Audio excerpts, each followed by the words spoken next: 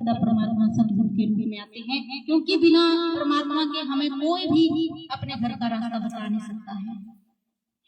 तो सतगुरु कोई आम आदमी नहीं होते, वो परमात्मा होते हैं। गुरु अर्जुन देव जी कहते हैं, गुरु परमेश्वर को जान, ज्योतिष भावे सो परवान। गुरु और परमात्मा को एक ही समझना, कहीं दो समझने की भूल न कर बैठना। वो परमात्मा ही सतगुरु का रूप बना करके आया है, हम पापी जीवों पर दया करें, क्योंकि हमारे पापों को केवल सतगुरु ही बख्शाएगा। भीष्म पितामह को अपने पापों की सजा भुगतनी पड़ी, जबकि कृष्ण महाराज उनके साथ थे। कर्म कटाई नहीं हो पाई। कर्म कटाई कौन करता है? कृष्ण महाराज भी अपनी वाणी में बताते हैं। क्या बताते हैं? अपनी चेतसी सर्वेभ्यो पापेभ्यो पापकृतमः सर्व ज्ञान प्रवैन्य वृजनम संतरिष्यसि।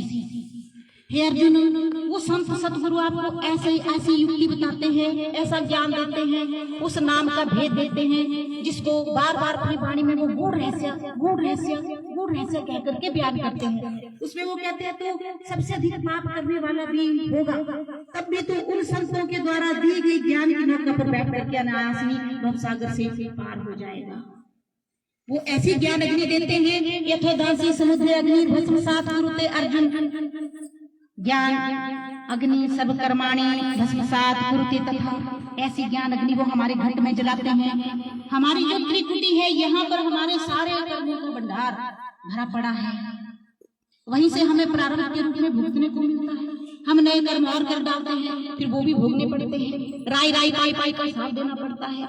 लेकिन गुरु महाराज जी ऐसी ज्ञान अग्नि हमें देते हैं, सर्व कर ज्ञान अग्नि सर्व कर्माणि भस्मसात कुरुते तथा। हे अर्जुन, जैसे महाप्रचंड अग्नि सूखी लकड़ियों को कुछ ही क्षणों में भस्म कर डालती है, वैसे ही नाम की अग्नि ऐसी है, जब हमारे अंदर में वो पैदा हो जाती है तो हमारे सारे कर्मों के ढेर को कुछ ही क्षणों में, कुछ ही टाइम में, जैसे जैसे हम कमाई करेंगे, आगे बढ़ेंगे, तो त्रिकुटी में जमा हुए, अंड देश में जमा हुए सारे कर्मों के बीज भस्म हो जाते हैं। कमाई का मार्ग है, करने का मार्ग है, सत्संग को प्रेरणा के लिए होता है, हमें समझाने के लिए होता है।